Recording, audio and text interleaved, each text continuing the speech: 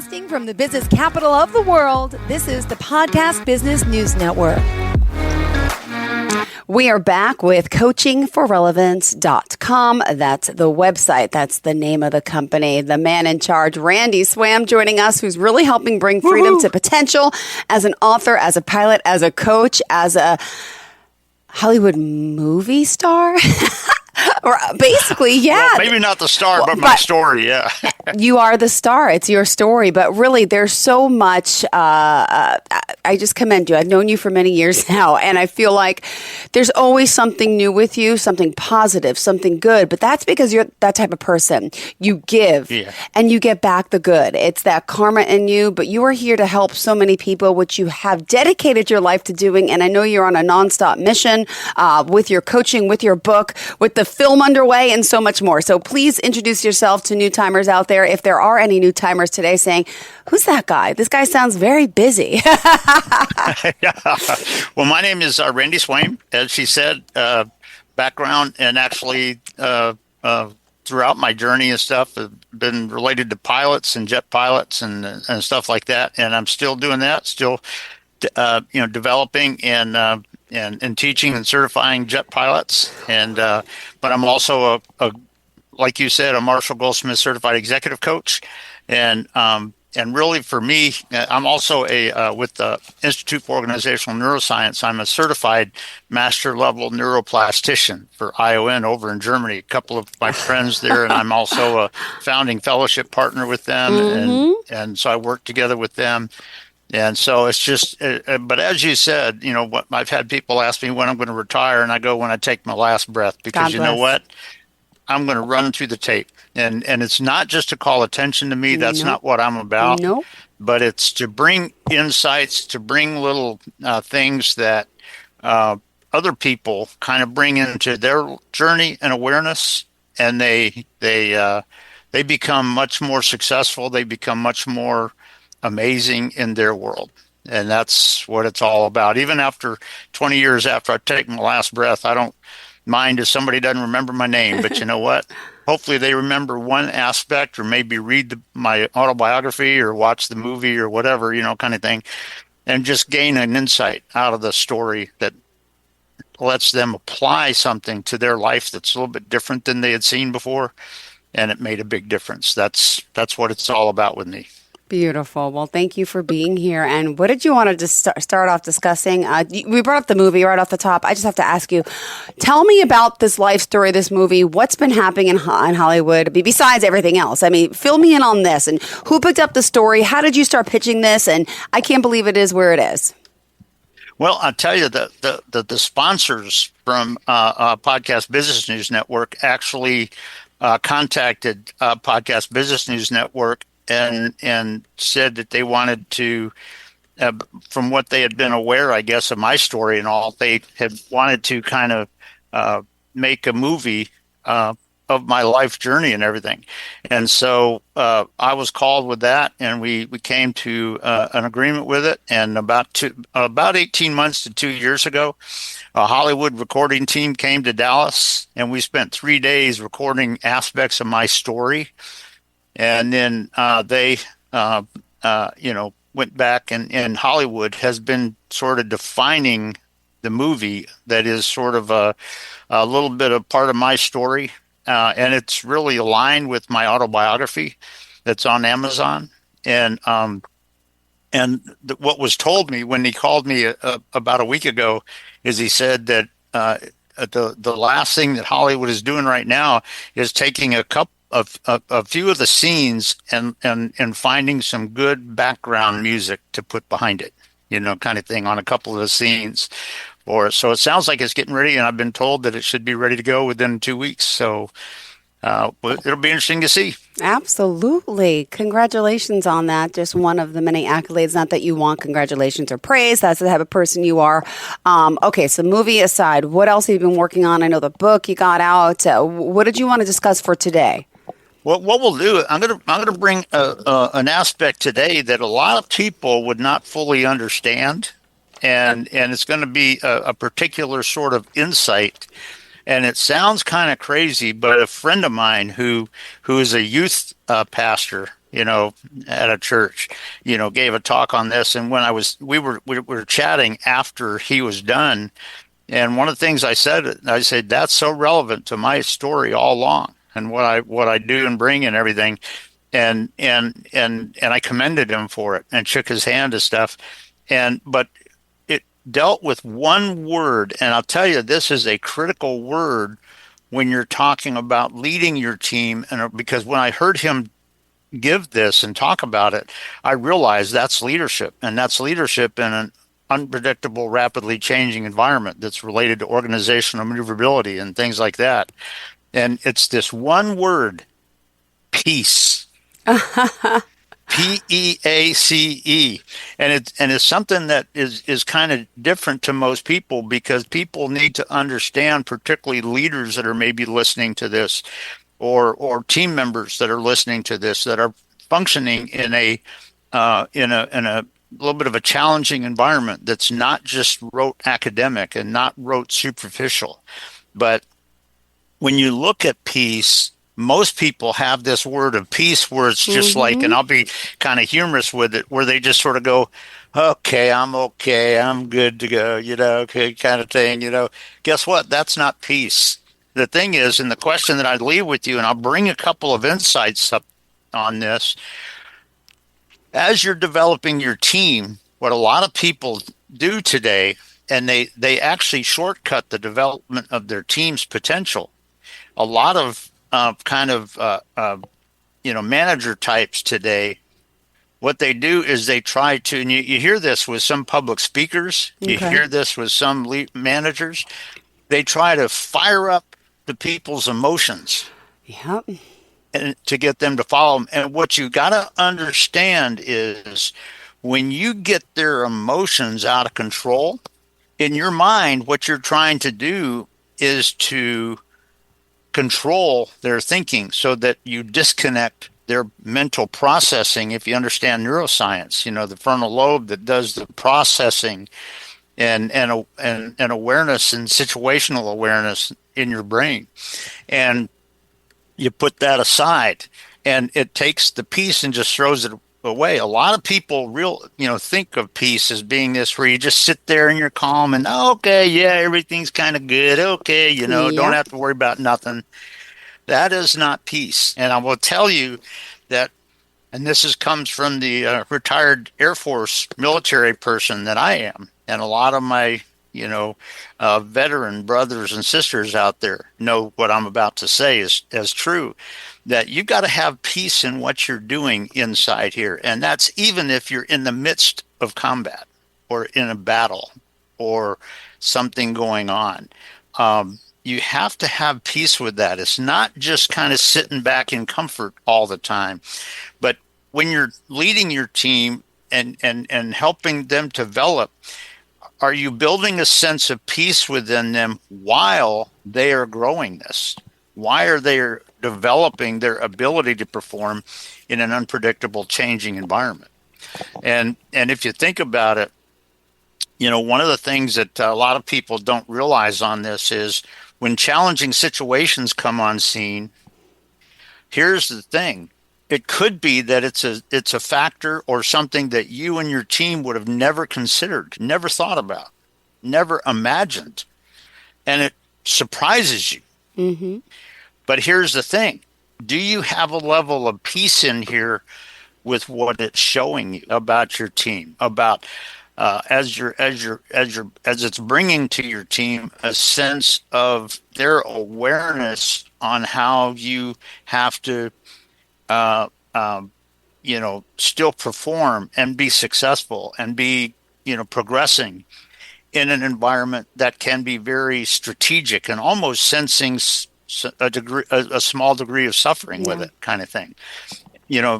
What is it teaching you about your team? How do you see that this situation that you would have never expected is growing your team? Kind of thing. And if the team is getting mad, or if the team or the leader is getting mad because this just isn't happening the way we want it to, you're taking peace and just throwing it aside. Happens a lot. And you can't do that. And so it's interesting that when you think about this whole concept of peace, are you at peace even when you and your team are aware of something that was never expected and never predicted? Are you aware that while your team is discussing and amending the strategy to be able to perhaps be effective? Because here's the thing, the factor that comes on scene may initially come on as something that seems sort of suffering and everything, but you know what? It may be something that is helping you adapt and causing you to adapt your strategy to be truly effective. Here's the thing, if you have a suffering thing that comes on like that and you adapt your strategy, you may not know that that could be adapting your strategy to a point where it's 2 times successful down the road as you expected it to be, kind of thing. And when you have those kind of things that are coming on scene in your team's journey as a leader, do you have a degree of peace inside here on how that is helping you and how that is really developing it for you? And also, how are you leading your team with that so that they can kind of experience that and sense that? And is that really working? And by the way, with that, because a lot of people in our world today, if it doesn't go just the way they want it to, they just sort of cast blame. They get mad, they get angry, they get all this kind of stuff. And guess what? If somebody on your team is doing that, you got to step in, because they took the piece and threw it into the trash can. And so when you're talking about this aspect of leading teams in an unpredictable, unexpected, rapidly changing environment that you would not have expected, and you want to be truly successful. Now, here's an aspect with it. If in order to adapt your strategy to this direction, if that's going into a direction that is totally different than what you wanted to accomplish, there might be a time where you need to find a completely different strategy that is very different. You may have to kind of remodel what you're really looking for. You may have to grow your team to be able to be successful in that to a certain extent. When those kind of things sort of come on scene, what's your level of peace in here when you're going through that? And and with your team also, and what are they comfortable with as they sit there and they process and they get a sense of what this picture should look like, and what do we need to how do we need to grow ourselves a little bit? How do we need, as individuals and as a team, really develop our synergy and our vision and our strategy and our goal, and to really develop that in such a way that it can go there? If that's the case, then the unexpected factor that came on scene may be one of the most amazing, miraculous things that we would have expected. It's something. It may be something that taught us something. It's something that maybe showed us how we can improve, or how we might need to kind of improve a little bit, and really go here, because not everything in an organizational maneuverability world, not everything is just rote academic and superficial. And you know what? When you're thinking of this aspect of peace, if people are starting to get vindictive and blame game and playing games and attacking and all of this sort of stuff when something is unexpected, guess what? They're taking peace and throwing it in the trash can. Wow. And as a leader, what I would say to the leaders out there is, if you sense that starting to starting to happen with your team, what do you need to do with the people that are on your team? What do you truly need to do to help them bring the peace back into their situation, even in the midst of what they're having to do to maybe perhaps expand and grow forward, to maybe work together a little bit, even better than they have before as a team, and to really get a sense of what is that doing. And the bottom line is, can you have at the point of attack at that, when you haven't really, figured out exactly what you want to do differently and what you need to see differently on this and work together differently on this. And it's not just one person on your team controlling everybody else.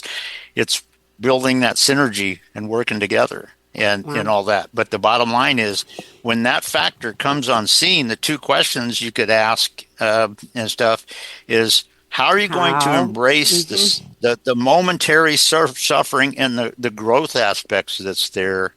And also, how are you going to be aware of the point of teaching that it is doing for you and your team to grow forward, and to realize how we may need to kind of engage the processing more and be aware of this aspect of this factor. Yeah, I know. Whatever. Like what you're saying. A lot of people. Go ahead. Sorry. Yeah. My mind is rolling, but go ahead. I want you to finish. Go ahead. No, I know we're Please, talking. I appreciate it. Go you ahead. always go on a roll, and I love it. But like, I'm so intently into this because you're talking about leadership. You're talking about, doing the right thing for the team, being a leader. And I know a lot of, the people you work with are business owners, and I'm looking at it from a different perspective, and there might be a lot of mothers out there doing the same thing. I have a situation where my 9-year-old is on a football team. And it just sounds exactly like last year. He's on football. We had such a bad experience with the coach. Listen to this. So the coach was always late, wasn't held accountable. So one of the parents stepped up and said, "This is ridiculous," went to the board. So the coach was done. And now this guy, who's actually a physician assistant, and he's been a friend, took over the role. And it seemed like it was going to be amazing this year. He starts off, we have, paperwork with a contract. You're signing the contract, and respect and no cursing. And, we're going to have your teacher. You got to have good grades. Next thing you know, the season starts. And him as a leader, right? He started being late. Now I understand. Okay. Then he started using profanities on the field. Everything that was in like the contract, which was great that he had, was cursing a lot with the kids. And well, it all came to heads a few weeks ago when they were scrimmaging another team in the same league, and the people who head of the league overheard him, and the other parents from the other team were appalled. He was cursing, pushing the kids' helmets, a little aggressive, and it got to the point where they fired him as coach right before the last game.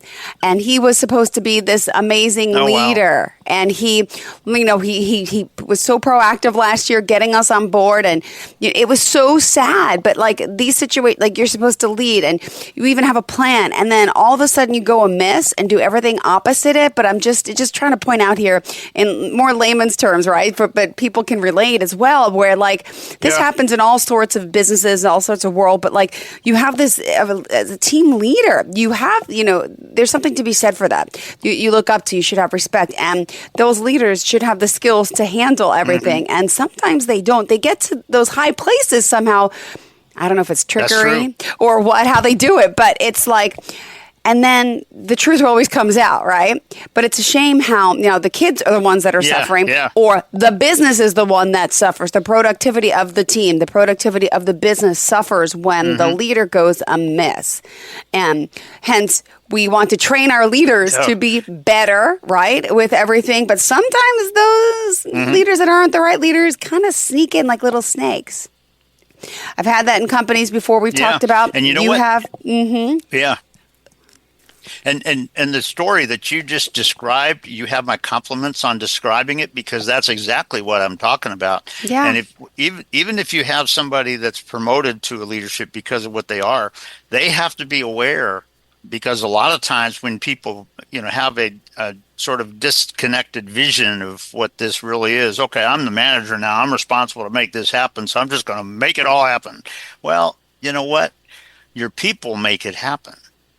Yeah. And guess what? How you develop your people and create that real synergism in there, and do it in such a way that even during challenging moments or challenging situations, your people have a degree of peace, and they have a degree of peace at what they're doing and how they're going to get there.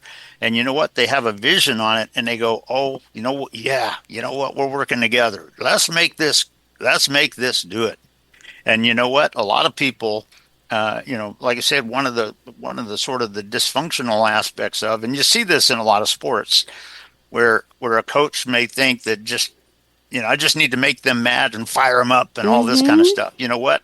If you give them the true, real vision and help them get a sense of what it is they want to accomplish and what it's going to take to get there, and oh, by the way, you have a degree of peace inside of you on what we're doing and why, Yeah. and all that. And what happens is those people now, are there some times with the peace where some of your emotions will pick up? You betcha. And Mm-hmm. and but it's not because of anger. It's not because of Nope. dysfunctional aspects, and it's not just because you created it. Yep. It's because they had a vision inside and a piece of the battle we want to fight right now, and and it's a piece with, we want to be victorious in this. And if you learn how to truly lead your teams and people, and even youth, in a lot of ways. Um, Yep. and there's been times with my non-biological great grandkids kind of thing that I've had conversations with them that were this sort of coaching perspective, and their reaction to it was pretty amazing, kind of thing. And so, but this is an aspect of it that people have the old dysfunctional picture of what it is to be a coach or leader or whatever. And I'm going to fire it up and I'm going to just get them to do what I want them to do and all. Yeah. And I'm not saying he was doing that. I don't know the whole story or whatever, but that is some factors that can cause what you shared there and everything. But as a leader, when you talk about this degree of peace, does your team have a degree of peace in what we're really going to accomplish? And we're going to put it all on the table if we need to, because you Yeah. know what? We believe in where we're going and what we're going to do. And you know what? Oh yeah, you know what? Let's do it. And when you're talking about the military or anything else, when you see your people Mm. doing amazing things and pushing forward with efforts that you would not have expected, Yep. and they have a degree of peace within them, and it's not this comfort where I'm just going to sit back and just with peace you can have a peace about where you're going, that is not necessarily emotional, but it's very clear that we're going to do everything it takes, and if we have to fire it up a little bit for a short period of time, we'll do that, and we'll make it happen. But it's one aspect of it. If the leader is trying to fire up their emotions so that they can control them, and that's one of the old dysfunctional kind of mindsets. A lot of times, if all they're doing is firing up the team's emotions so that the leader can just dictate to them and control them, then guess what?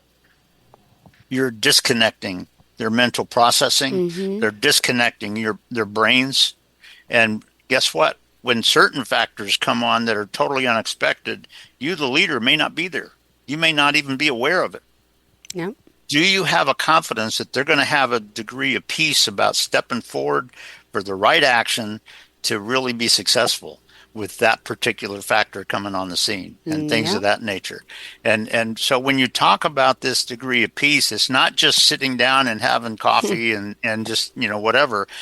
It can Yep. be inside of you with where you're going, but do they have clarity Mm-hmm. on that vision and all of that? And those are some of the aspects that a lot of people don't think about, because when factors coming on the scene, guess what? It may be a short degree of suffering because we have to kind of learn something about ourselves, Well, about what we need to do differently, how we need to work together differently. How are we going to support each other if one person on our team is really nervous about something?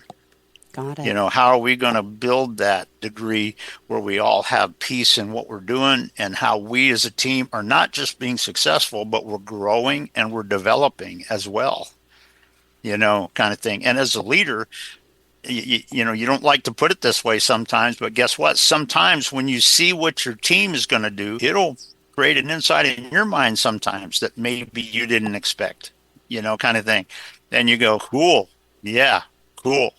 And so those are just some aspects that when you're talking about this degree of of the peace in there and all this, and how that can fit into these situations. It's just an insight on that, and we can. It is just a valuable, like I say, it's just a valuable insight on being truly synergistic, working together, having a degree of oneness.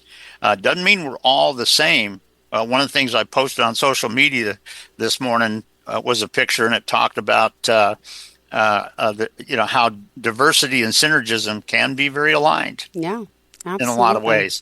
Everybody's a little bit different, but you know what? You got one spirit. Each person brings slightly different skills sometimes, but you know what? It's a synergistic spirit that your team has.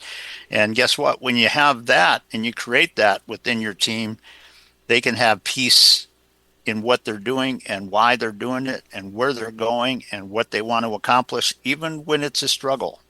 And it's just something to think about when you're talking about this one aspect of it.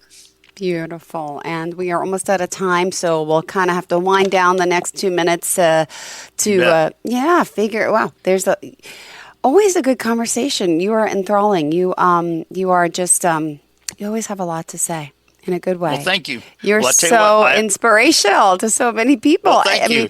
And I'll tell you, I just so appreciate working with you. I know we've kind of worked together on this for a long time. And I know the first four videos we did are on my website, kind of thing. The originals, yeah. Mm-hmm. Yeah, from way back when. But it's always a pleasure. I really value you and Steve both, but love him. Totally value you as a friend and sort of a colleague. So. It's an honor to be here with you. Same here. And in closing today, did you, what do you have planned? What's happening next for you? Do you ever do anything for yourself? Because you're always busy working. Do you take some time off? Do you have any travels coming up? Anything exciting I should know about my friend Randy instead of my coach Randy? To be honest, most of my time off is just around here, just relaxing. Kind of having fun, and there's not a lot of. There's a lot of stuff that I did, early on in my life and stuff, but just kind of looking. I just look for new people that I meet, and not to sell anything, but just to meet as friends, and but there's just so many aspects that I'm a part of, the ION, like I mentioned, and the airport.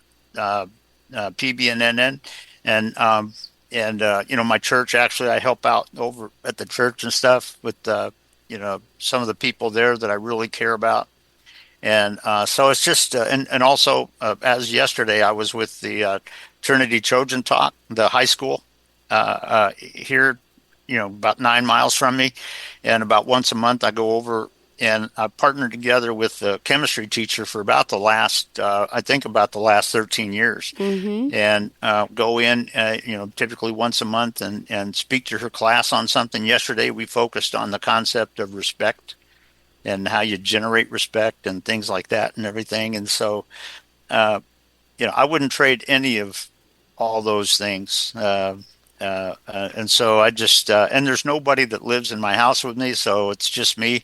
If there's something where there's a couple of friends that would like to go out and have dinner, I'd do it in a heartbeat. Beautiful. But don't travel quite as much as I used to, and because I'm very busy with this and very busy thinking about processing going forward and everything. So committed, so dedicated. Randy, tell us the website, how we can contact you before we go. Okay, it's Coaching for Relevance. I think you can see it on my background up here, and if you go to the website there, if somebody wants to get my autobiography, once you're on the home page, about 2 to 3 seconds after you're on the home page, it comes up with a book banner, and right under the picture of it, there's a little link that says "Get your copy." If you click on that, it takes you right to Amazon. Beautiful. You can get it if you want. But Coaching for Relevance is my website. Great. And if you go to the very bottom of the homepage, it has my email and my cell phone number. I don't, as you know, Jill, I don't do sales calls. I don't really, whatever. If somebody has an issue that they need some help with, we'll come up with something. But I just build friends and build the relationships. Thank you so much. You have a great day. Always a pleasure, darling. And we'll talk hopefully next week. Thank you so much. Got to go. Bye. Sounds good, Jill. Take care now. Bye-bye. Hello, I'm Randy Swaim. I'm a Marshall Goldsmith certified executive coach and the founder for Coaching for Relevance. Our vision is to bring freedom to potential in all that is across our path.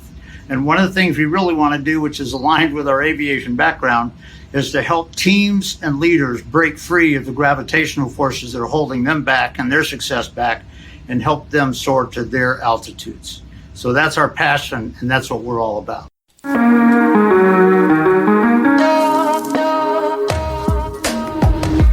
Broadcasting from the business capital of the world, this is the Podcast Business News Network. Of course my kid's in the right car seat. Well, I think he is. Yeah, my kid's in a booster seat. He was ready to move up. He is ready, right? Her car seat looks like the right size. There are probably rules on when to move up to a booster seat, aren't there? Rear facing, forward facing. I think I have it right. Car crashes are a leading killer of children 1 to 13. Are your children in the right car seat for their age and size? Don't think you know you know. Go to safercar.gov/the right seat. I know my child's in the right car seat, or else I wouldn't get in the driver's seat. Brought to you by the National Highway Traffic Safety Administration and the Ad Council.